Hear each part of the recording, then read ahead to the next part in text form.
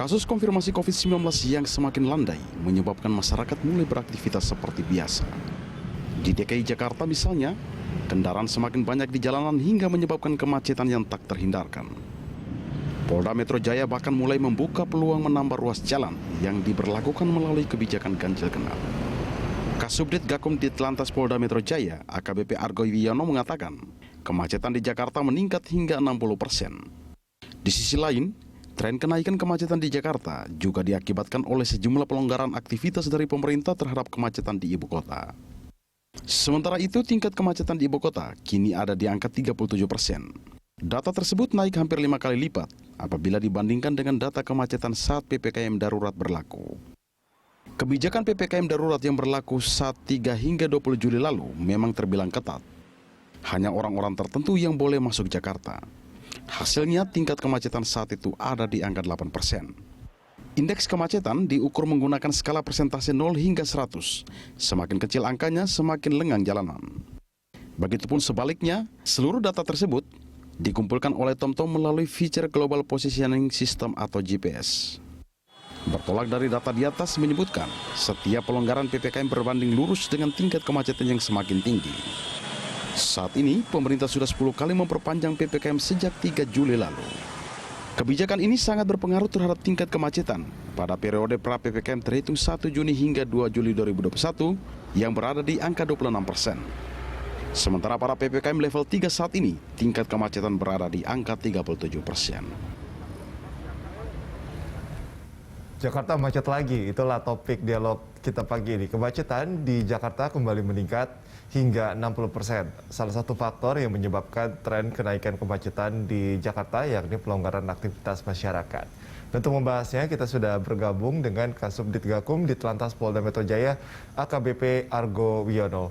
Baik, selamat pagi Pak Argo. Selamat pagi Mas. Pak Argo, ini kalau kita bicara kemacetan di Jakarta, sebenarnya kan kemacetan kan indikatornya kan banyak gitu ya. Ada karena memang volume kendaraan, ada perbaikan jalan misalnya. Nah, akhir-akhir ini Jakarta kembali macet. Ini memang aktivitas masyarakat yang sudah kembali normal atau memang ada tren lainnya, Pak Argo? Iya, jadi kalau kita bisa bilang memang itu berkorelasi ya. Ada begitu pemerintah memberikan kelonggaran, banyak kantor sudah mulai menerapkan work from office, kemudian juga sekolah sudah mulai melakukan pendidikan tatap muka atau PTM, tentunya sangat berkorelasi. Sehingga kita bisa lihat secara visual dulu, anggota-anggota kami yang setiap pagi melaksanakan kegiatan pengaturan, penjagaan di setiap ruas jalan di Jakarta ini memang setiap pagi ini sudah mulai terlihat beberapa ruas jalan yang macet. Jadi itu sangat berkorelasi sekali. Demikian. Oke, ini kalau memang umumnya kalau gambar macet kita lihat memang ada di protokol jalan seperti Jalan Jenderal Gatot Subroto misalnya di sekitaran Kuningan atau di Senayan misalnya. Tapi memang apakah titik-titik kemacetan ini sudah mulai merata, Pak Argo? Ya, kalau kita bilang merata sih belum ya. Hanya memang di luar ruas-ruas yang dari luar DKI, jadi kantong-kantong yang dari luar DKI. Jadi tadi seperti di Gatot Subroto, di TBC Matupang, yang memang masyarakat sudah mulai banyak yang melakukan aktivitas. Tapi di ruas-ruas tertentu misalnya yang masih terkena kebijakan ganjil genap, yang hanya 3 ruas jalan itu masih belum terlalu terlihat. Jadi memang beberapa ruas jalan. Ya. Kalau perbandingannya dengan di waktu atau masa-masa normal bagaimana, Pak Argo? Apakah memang sudah mendekati atau masih cukup jauh perbandingannya? Masih dikatakan belum normal ya. Jadi masih memang berangsur-angsur, tapi belum juga bisa dikatakan mendekati normal. Inilah yang mungkin nanti ke depan memang ada wacana kalau nanti ada kebijakan penurunan PPKM ini dari pemerintah. Kita pun juga mungkin akan mensiasati akan membuka beberapa lokasi yang di situ memang menjadi lokasi ganjil genap. Yang saat ini memang hanya 3 ruas jalan yang diberlakukan. Jadi seiring dengan meningkatnya mobilitas masyarakat tentunya juga harus diikuti dengan beberapa kebijakan sehingga pengendalian di masa pandemi ini tetap masih bisa terjaga atau berimbang. Ya. Oke, dari perencanaan ada berapa titik Pak Argo yang akan atau kawasan mana saja yang mungkin ada kemungkinan akan diberlakukan ganjil genap? Ya, kalau kemungkinan sebetulnya ya kita melihat trennya dulu, kita belum bisa memastikan, tapi yang pasti mungkin lokasi yang tadi saya sampaikan dari luar kantong Jakarta ini seperti di sepanjang jalan TB Simatupang gitu kan, banyak yang dari arah Depok atau dari arah Bogor, kemudian sepanjang Gatot Subroto juga mungkin banyak perkantoran. Nah itu mungkin yang memang berkoneksi dengan jalan di sepanjang Sudirman Tamrin maupun Rasuna Said yang sekarang sudah berlaku. Demikian. Oke. Efektivitasnya untuk pemberlakuan ganjil genap dalam mereduksi tingkat kemacetan sebesar apa Pak Argo dalam catatan dari pihak kepolisian? Kalau mereduksi ya cukup signifikan ya.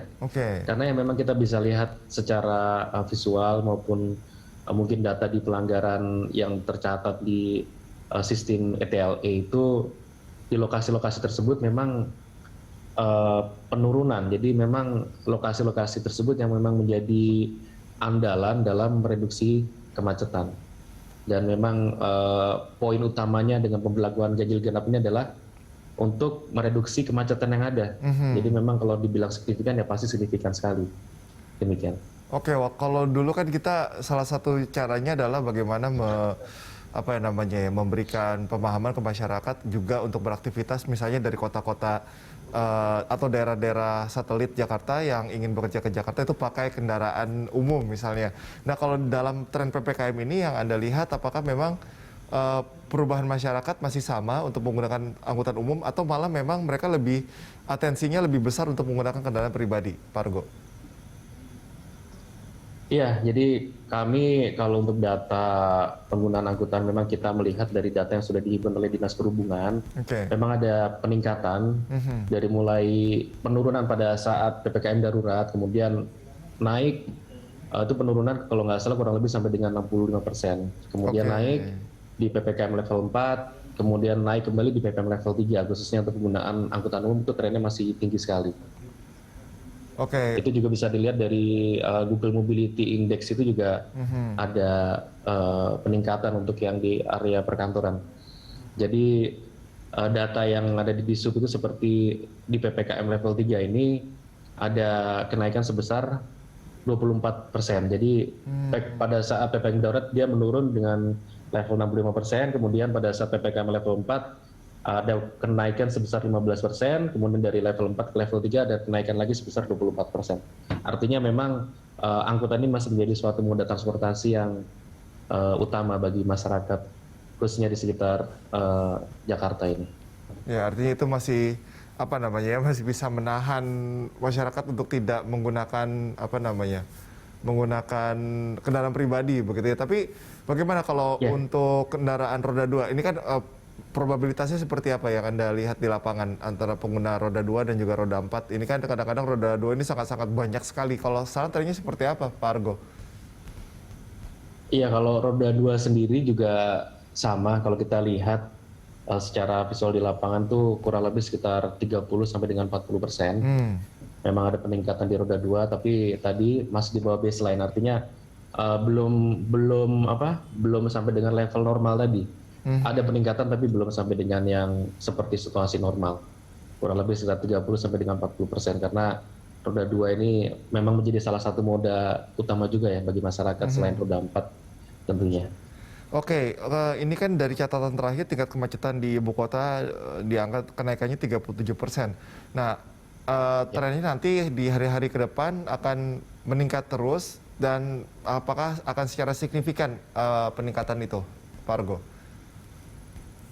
Ya, kalau memang nanti dalam waktu 1-2 minggu ini tentunya kita juga akan melakukan evaluasi, kita akan analisa. Kalau memang kenaikannya signifikan, yang tadi kita bilang kita harus juga ikuti dengan beberapa kebijakan ataupun solusi untuk menekan ataupun mengendalikan lonjakan ini. Nah itu tadi mungkin ke depan nanti kita juga tetap akan berkoordinasi dengan rekan-rekan teman-teman dari Dinas Perhubungan ataupun masukan dari masyarakat mengenai titik-titik yang memang diwacanakan akan dihidupkan kembali untuk ganjil genap. Sehingga laju ini dapat ditekan. Karena tadi yang saya sampaikan, mereduksi ini salah satunya tadi dengan kebijakan jaga ini sangat efektif sekali. Oke, Pak Argo, kita lanjutkan perbincangan di segmen selanjutnya. Dan pemirsa jangan kemana-mana, tetaplah di Morning Talk. Dan pemirsa, Pak Argo, tadi kita sudah membahas mengenai indikator-indikator kemacetan, kemudian apa upaya yang akan dilakukan. Mungkin kita sekarang akan lebih membahas lagi mengenai kemacetan tidak hanya terjadi di weekdays ya, kadang juga weekend di beberapa titik tertentu. Kalau untuk tren saat ini seperti apa lalu lintas di akhir pekan, Pak Argo? Iya, tentunya kalau di akhir pekan sendiri itu pasti ada peningkatan ya. Tapi kalau kita lihat saat ini trennya mungkin lebih banyak yang keluar dari kota Jakarta, sehingga mungkin kalau kita lihat beberapa waktu lalu sempat viral, mungkin di daerah yang arah ke puncak ataupun ke lokasi-lokasi tertentu. Tapi itu juga sudah dilakukan upaya-upaya juga. Nah, di sini saya berbicara mungkin di wilayah DKI, kita juga sudah mulai ada penerapan kawasan wisata dengan dilakukan ganjil genap. Jadi ini adalah salah satu upaya. Tapi untuk di weekend sendiri di wilayah Jakarta memang tidak terlalu terlihat ya. Artinya mungkin masyarakat tertentu saja yang bepergian. Kita juga ada melaksanakan khususnya di malam hari itu kegiatan crowd free night juga sebagai salah satu upaya-upaya dalam menekan kegiatan masyarakat. Jadi memang ramainya mungkin masih di malam hari pada saat weekend. Tapi kalau di pagi hari sampai dengan sore pada saat hari Jumat, Sabtu, Minggu masih dalam statusnya normal. Mungkin yang kalau keluar wilayah Jakarta masih yang banyak gitu. Yeah. Oke, trennya mereka mengarah ke kawasan mana saja biasanya akhir-akhir ini, khususnya di masa PPKM ini, Pak Argo? Kalau kita lihat mungkin banyaknya ke arah sana, masih ke arah Bogor itu. Seperti itu. Yeah. Oke, selama ini kan kalau misalnya kita ambil contoh ke puncak saja, itu kan ada diberlakukan sistem ganjil genap juga ya. Saya nggak tahu apakah masih diberlakukan atau tidak, tapi selain itu misalnya upaya apa lagi untuk mengantisipasi misalnya penambahan personil aparat yang bertugas atau seperti apa evaluasi yang dilakukan khususnya di kawasan wisata yang cukup padat ini, Pak Argo? Iya, jadi kalau di kawasan wisata tentunya tadi selain berlakuan kawasan ganjil genap pada saat weekend di kawasan wisata, yang sekarang ini diberlakukan di 2 tempat, yaitu di Taman Mini dengan di Ancol. Tapi dari data pengunjung yang ada juga memang belum terlalu banyak ya. Dari pengelola juga menyampaikan bahwa rata-rata pengunjung masih sepertiga dari yang biasanya di waktu normal sebelum pandemi. Nah, jadi untuk penambahan sendiri juga kita masih tidak terlalu signifikan. Tapi upaya-upaya tadi tentunya di saat weekend juga masih diperlakukan kawasan ganjil genap. Kemudian kalau masyarakat yang mungkin anak-anak muda ini yang banyaknya memang trennya di malam hari ya Mas ya. Di malam Sabtu, malam Minggu ini tentunya di lokasi-lokasi tempat hiburan yang memang saat ini ada kebijakan pelonggaran sampai dengan pukul 24. Jadi itu mungkin yang lebih kita antisipasi ya. Nah, ada faktor teknis, ada non teknis juga. Nah, ini kan salah satu mungkin faktor non teknisnya adalah yang ikut sebetulnya secara tidak langsung ikut berkontribusi dalam carut marut di lalu lintas adalah kedisiplinan masyarakat gitu. Anda melihat bagaimana Pak Argo sekarang masyarakat? Apakah sudah mulai ikut disiplin dalam berlalu lintas, berkendara atau seperti apa? Ya, jadi kalau kita lihat tingkat kedisiplinan, kalau saya di sini mungkin berbicara data pada saat pelaksanaan operasi Patuh Jaya beberapa waktu lalu memang banyak sekali. Jadi selama kurang lebih 10 hari pelaksanaan itu pelanggaran ya, saya sampaikan teguran saja sampai dengan 23.000 sekian. Itu di seluruh wilayah DKI.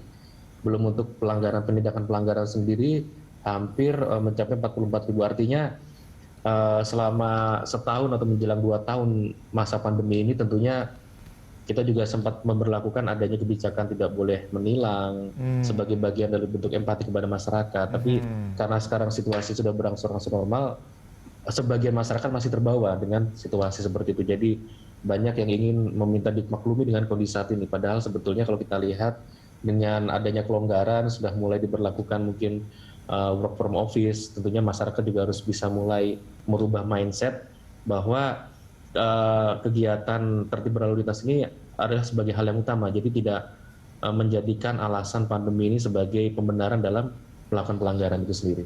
Oke, untuk petugas di lapangan, kendala yang ditemui seperti apa saat ini? Memang masyarakatnya yang belum mengetahui ada transisi aturan atau memang ya mereka melawan aturan saja begitu?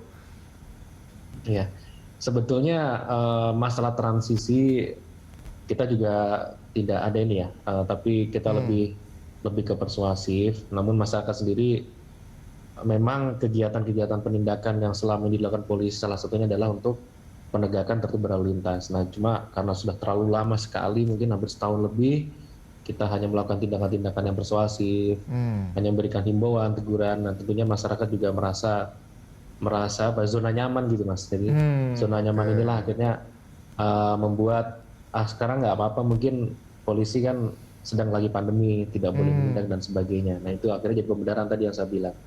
Tapi tentunya dengan situasi sekarang ini, kita juga berusaha mengembalikan tertib berlalu lintas lagi, jadi tidak semuanya diberikan teguran, tapi memang beberapa kita lakukan sebagai bentuk efek jera, tapi itunya sebagai the last option. Jadi penindakan adalah sebagai the last option, intinya adalah supaya masyarakat sadar bahwa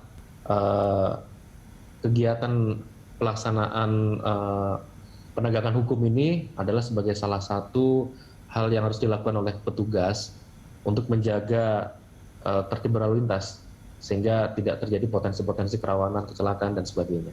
Juga sebetulnya dengan total kendaraan, populasi kendaraan di Jakarta, ada catatan khusus dari pihak kepolisian terkait dengan ini sebagai satu hal yang terhubung langsung dengan macetnya Jakarta seperti itu.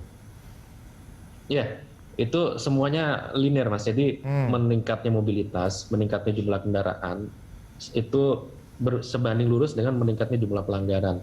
Meningkatnya jumlah pelanggaran berarti meningkatnya juga potensi kerawanan kecelakaan lalu lintas. Nah ini semuanya linear. Jadi tentunya hal tersebut semuanya harus direduksi dengan berbagai rambu-rambu ataupun upaya-upaya kepolisian yang dilakukan oleh petugas. Pada saat meningkat pelanggaran tentunya penindakan sudah mulai ditingkatkan. Pada saat meningkatnya potensi kecelakaan berarti sudah mulai ditingkatkan adanya pengendalian mobilitas. Nah ini semuanya memang berjalan secara linear. Jadi tentunya sangat berkaitan satu sama lainnya. Oke, menarik kalau tadi saya tangkap ada unsur laka lantas ya atau kecelakaan lalu lintas. Ini catatan dari kepolisian bagaimana di masa pandemi ini? Iya, jadi di masa pandemi tentunya terjadi penurunan ya, penurunan. Nah pada saat sudah mulai pelonggaran, sekarang sudah mulai banyak, mungkin Mas Cika juga mulai banyak melihat adanya berita-berita viral ya, yang kalau kita lihat selama setahun ini memang jarang ya. Nah sekarang sudah mulai banyak lagi, ya karena tadi sudah mulai banyak aktivitas, tentunya ini tadi linear tadi, pasti banyak pelanggaran. Begitu ada banyak pelanggaran, terjadilah potensi kerawanan kecelakaan. Sehingga ini menjadi suatu catatan penting pada saat mengelola kebijakan ini, tentunya pemerintah juga harus memikirkan berbagai akibat sebab akibat ini yang harus segera diantisipasi sehingga tidak menimbulkan suatu bentuk lonjakan-lonjakan kasus khususnya di lalu lintas ya. Apalagi sekarang sudah menjelang akhir tahun, nantinya adalah endingnya di akhir tahun 2021 ini. Kalau kita lihat tahun lalu ini adalah masa kita menjaga supaya tidak ada kerumunan malah pergantian tahun. Nah kita nanti bisa melihat pada saat di akhir 2021 ini kebijakan seperti apa dari pemerintah. Mungkin terakhir Pak Argo, ini kan terutama polisi petugas di lapangan mungkin dihadapkan pada inti ada dua hal yang harus dihadapi, law enforcement atau penegakan hukum dan juga edukasi ke masyarakat. Apa yang disiapkan dari tim kepolisian untuk menghadapi hal ini, karena kita tahu kalau trennya nanti semakin naik, kita masih di PPKM, secara psikis masyarakat mungkin belum siap dengan sanksi-sanksi. Kemudian juga mungkin sekaligus himbauan dari Anda Pak Argo. Ya, Jadi tadi betul sekali ya, law enforcement tadi saya bilang tadi adalah sebagai the last option. Kita memang hanya mengedepankan persuasif dan himbauan ya, himbauan kepada masyarakat. Kita perbanyak preemptif, edukasi, kemudian kita juga tingkatkan lagi preventif, penjagaan di ruas-ruas jalan sehingga masyarakat tidak kaget, tidak serta-merta. Tapi tentunya law enforcement yang sebagai the last option ini juga tidak boleh diabaikan. Dan ini pun juga ada kebijakan khusus, tidak semuanya menjadi sasaran khusus dari para petugas ya. Hanya hal-hal tertentu yang memang itu menjadi keresahan masyarakat, seperti contohnya balap liar, atau mungkin melawan arus, yang memang hal-hal yang menjadi hal yang krusial terjadinya potensi kecelakaan lalu lintas. Nah ini tentunya tidak hanya bisa dilakukan dengan himbauan. Dan kami pun juga masih memperlakukan kebijakan tidak boleh adanya suatu razia yang stasioner, tapi hanya diperbolehkan secara hunting system. Nah, pada saat hunting system ini, itulah pelanggaran-pelanggaran khusus tadi yang menjadi prioritas. Jadi tidak semua pelanggaran itu akan dilakukan law enforcement tadi. Tapi lebih banyak dikedepankan adalah terkait dengan preemptif, edukasi, ataupun himbauan. Jadi kami harapkan mungkin himbauan saya kepada masyarakat, walaupun kondisi pandemi seperti ini jangan menjadi suatu pembenaran melakukan pelanggaran, tetap menjaga keselamatan, karena dari menjaga keselamatan, menjaga tertib berlalu lintas ini juga melindungi diri sendiri maupun menjaga orang lain supaya tidak terjadi potensi kecelakaan yang dapat berakibat fatal baik bagi diri sendiri ataupun merugikan orang lain. Mungkin demikian himbauan saya, Mas Jika. Baik, Pak Argo, terima kasih atas informasinya pagi ini. Ya. Dan pemirsa tetaplah bersama kami, usai jeda Good Morning Jakarta segera kembali dengan informasi lainnya.